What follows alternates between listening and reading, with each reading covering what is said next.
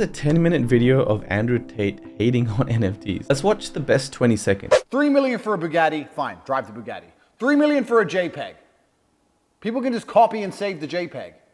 No, but my JPEG's the real one. It's on the blockchain. Look on the blockchain. If you go to etherscan.com, bro, what planet are you on?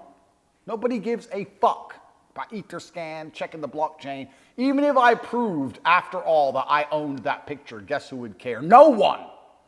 Only nerds. He says NFTs are for nerds, no one cares about the blockchain, and you can copy paste JPEGs. And he's actually super right. Mainstream, i.e. my parents, my family friends, Joe Blow down the road could not care one bit that the JPEG I have on my phone or Twitter is a one of one. And you can verify this on the blockchain. But that's the exact same case for Pokemon cards, stamps, and other things a small number of people truly collect. NFTs are used for two main reasons right now. To speculate on, this is probably the majority of the market. Speculate, flip, farm, make some quick cash, take the next bet on an NFT mint. People in this group will come and go. They probably couldn't care less about NFTs if it had nothing to do with money. And that's okay. That's just human behavior. The second reason is to genuinely collect. And there's not many people that do this, but it's why we've had record sales in the NFT industry. There's a collector demographic in CryptoPunks and art. This is why we've seen the largest NFT sales in this category. It's a handful of people, but they'll hold on to their NFT till they die or sell it for millions. This is how collector demographics have formed since ancient history. We all know real art that's sold for millions, but if I were to pick 1,000 people on the street, I'd probably find 5 that actually collect art, and maybe one that spent more than $5,000 on a piece. Maybe, but probably not. I personally don't think I've met anyone that collects real art. But tomorrow, if there's 30 consecutively large sales hitting mainstream headlines about art, you bet there will be speculators rushing around trying their luck to buy art. That's pretty much what happened with the NFT industry. What I'm trying to say is Andrew Tate's absolutely right. He represents the majority of the world that will never adapt or adopt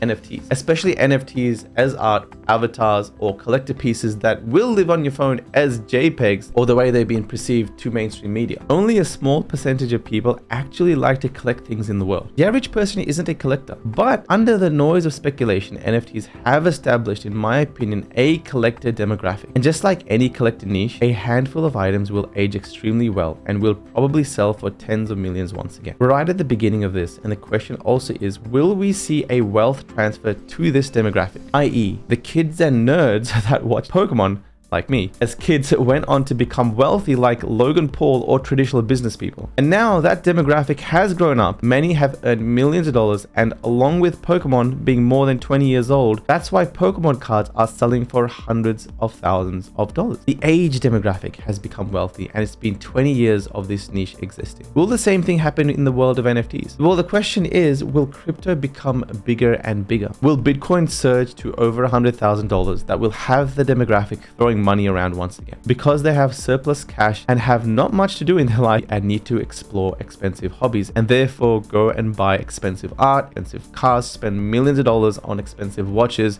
Common person would not spend more than a couple of $1,000s on a watch. When you become wealthy, or you start to have the wealth to explore hobbies, you start to spend what's perceived in other people's eyes as ludicrous money. You start to spend that amount of money on different hobbies. So I think the question of Bitcoin hitting $100,000 is really up to anyone to speculate on. In my opinion, I think it will. I think as long as something persists in this world, a thing of value such as diamond or gold or cars that will persist for a very long time, that are now antique cars, whatever persists for a very long time and gets scarcer and scarcer in time because Bitcoin, people lose their wallets and access to Bitcoin, etc. I think that will start to cause a increase of value for Bitcoin. That's my personal opinion. I think as long as Bitcoin exists, which it will till the end of the internet, if that ever happens, it will continue to grow in value. It'll be highly volatile, but I think eventually it will hit $100,000. So yes, wealth will grow for the NFT demographic, which will mean, in my opinion, there will be NFT purchases that again will reach the millions of dollars again. 99% of the NFTs out there that we think will see that growth won't see that growth. I think a handful will. Most people that will come into this space that truly want to collect NFTs probably won't care about a demographic that is only 3,000 to 5,000 holders. People want to collect things that hundreds of thousands of people around the world will value in time, and that is things like art. A handful of artists, or a handful of collectible projects, or a handful of games that will have millions of players will eventually have collector NFTs that will reach, again, millions of dollars, in my opinion. Anyway, I love seeing this stuff play out, and always here and excited to see how this industry grows.